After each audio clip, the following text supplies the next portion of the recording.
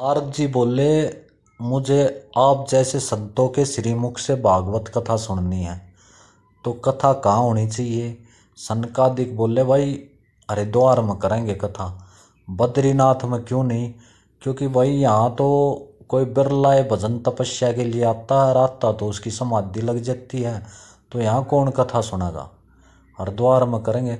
ले भाई सुनने वाले चाहिए तो संसार में करो। ले भाई कोई ऋषि महात्मा सुनना चाहेगा तो हरिद्वार तक जा सकता, वो संसार में नहीं जागा। और संसारी याड बद्रीनाथ में नहीं आवे तो बीच में कर लेते हैं। जैसे घर के अंदर भी उजाला चाहिए और बाहर भी उजाला चाहिए, तो दीपक को देहली में रख दो, दोनों ओर उजाला होगा।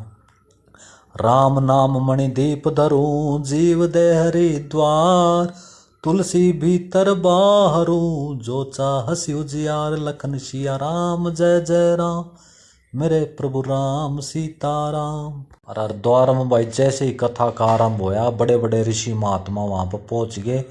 और भृगु जी तो भाई जबरदस्ती पकड़ पकड़ कर समझा समझा कर लाने लाग रही। भृगु क्यों जबरदस्ती कर लिया भाई? भाई बीमा वाले देखे हैं, वो 50 बार घर आओगे, फायदे गणवाओगे, समझाओगे, क्योंकि भाई उनका कमीशन है। ऐसे ही कथा में जाने का सुनने का फल तो है, लेकिन भाई किसी ने लेकर जाओगे तो उसका भी बहुत बड़ा फल मिलता है।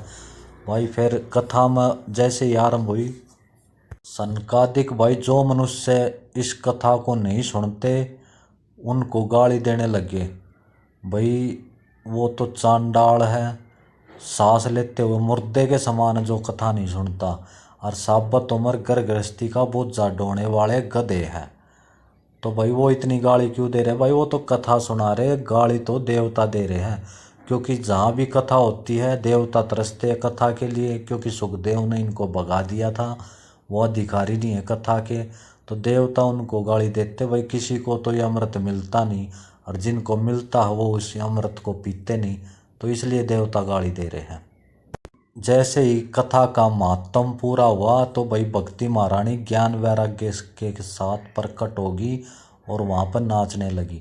नारद जी प्रसन्न हो गए, ना भाई अभी तो पहली खुराक दी है, कथा तो अभी पूरी बाकी है, और ज्ञान वैराग्य नाच रहे हैं, इसका मतलब मेरी प्रतिज्ञा पूर्ण हो जाएगी।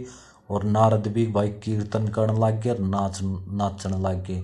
श्री कृष्ण गोविंद हरे मुरारी, हे नाथ नारायण वासुदेवा, जय श्री राम।